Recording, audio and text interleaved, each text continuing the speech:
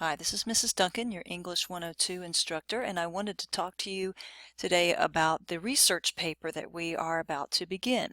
So I wanted to go over the general essay assignment and then talk to you about the steps you take to pick your topic and to select your articles. So this is essay 5. It's our last major essay that we do, where we get checks and check-in and draft checks and so forth. And it just brings everything together. And for the first time now, we're authorizing and intending to go outside of our own study and learn more about what others who are qualified literary scholars, what they have discovered through their research and their study about the stories that we have read. So first of all, that's the thing that you have to understand. We are taking a story that we have already read, okay, and we're trying to build on that knowledge. So it has to be on some story from our study. In our case, that would be Everyday Use and A Worn Path, A Rocking Horse Winter, or the play A Dollhouse. So those are the stories. You have written some type of essay on most of those. And now we're going to write a new essay that goes to specific sources that are qualified, okay, college level, and reliable, okay, and to get more information.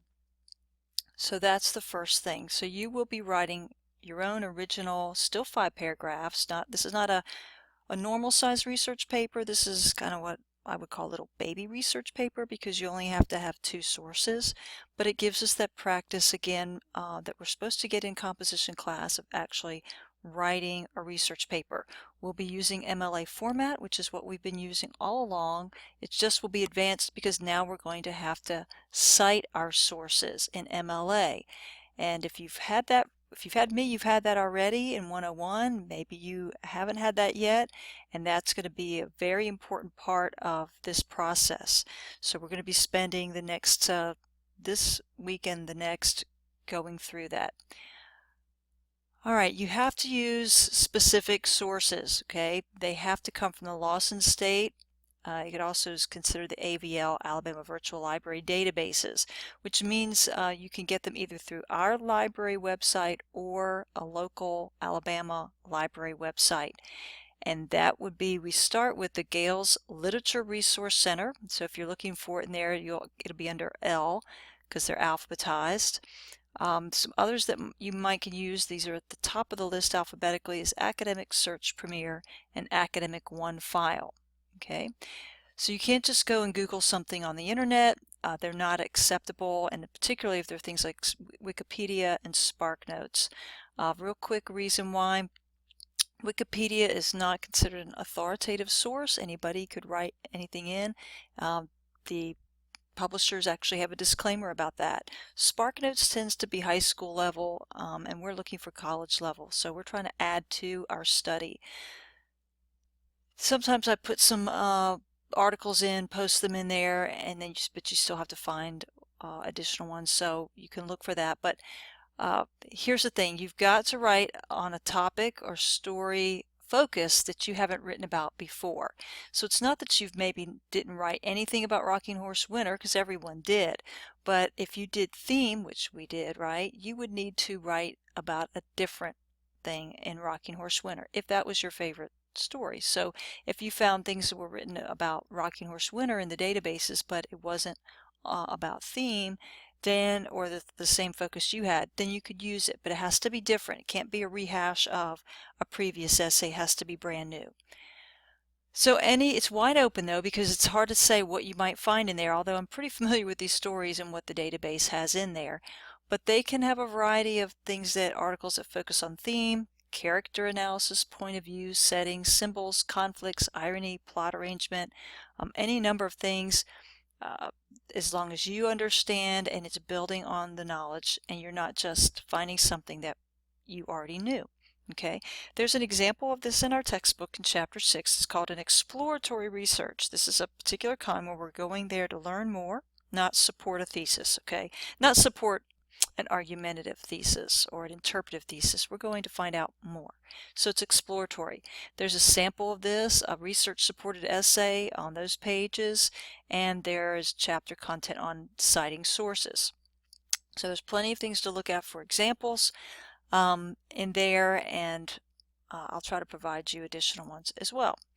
Okay, so here are the prompts, and they're pretty wide open, and like I said, you have an or, but you're going to need to kind of get that pre-approved and tell me what that is. It's the first, that and your 2 articles are the first thing you have to do, and you got to get on that right away. It takes a little time. So maybe you wrote about symbols, hopefully, or probably you didn't. What symbols did you do or well to use in the story of Worn Path? And you're looking for some things that you would not have observed, right, yourself. There are plenty of articles on that. Other interpretations of a rocking horse winter. There are some interesting interpretations that would help you see things that you wouldn't see or didn't see already. What scholars have to say about a dollhouse or a Worn Path or everyday use or a rocking horse winter that you haven't thought about or we didn't study, so that's very wide open. The horse historical context. So you know, there's very wide open, and then just the broad one. Start with one of our stories that interests you, that that we studied, and see what they have to say about it that you did not know. And you just kind of want to make sure it has some focus that makes sense. So that's our assignment. Now, if you get into and you open up the document here, it's going to give you a few more details for when you're ready to actually write about it. Okay, so I've gone over this part of it, and it kind of previews our process. Okay, we're on the first step. But then if you look on page 2, when you're ready to get to the point where you're drafting, which will be next time, right, then you will need to make sure that you include these things in the introduction, okay, and that the body paragraphs have this kind of content and everything's labeled correctly, okay, and then kind of how to integrate your borrowed information from the articles. You still have to have a conclusion, and in this case you'll have to have 3 citations. The story, right, has its own citation. You've been doing that all along, but then you have to add to it the 2 database article citations. All right, that's our assignment. Let's talk about our first task, and that is to submit in here your topic prompt, but you've got to know that you found it. I got to know that you have the 2 database articles, okay? So that will, go in here, and it says to attach those articles in there, all right? So you'll be creating a thread and posting them at that place. Oh, this is going to be a little tough to get out of. Hold on a second. So going back to the weekly assignment instructions, and of course you're supposed to be reading chapter 6 about using sources in your writing so you know how to do them correctly, and you're watching one of the instructional videos which we're going to look at, and you see that right up you've got to you decide on your topic, your prompt, go to that database and find your articles, post that by Wednesday night, and then by Sunday night you're going to summarize those, and that will be on a separate instructional video. So if you've never used the databases before, you need to watch these. They are very short, but they give you the instructions on how to use the Literature Resource Center there in Gale. Well, it's put out by Gale, and then how to do advanced searches and so forth. Let me just real quick pull up the Lawson State website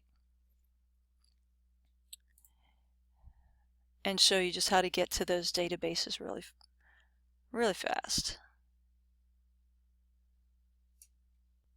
Okay, on the library website, or not the library website, the Lawson State website, right here is the link to the library services.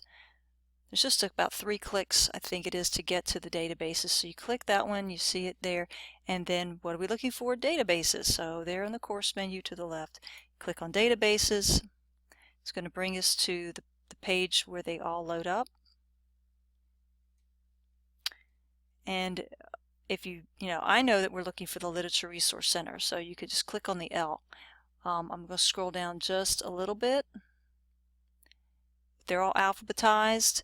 By the way, it tells you over here if you're accessing from off campus, you would have to log in with your student number.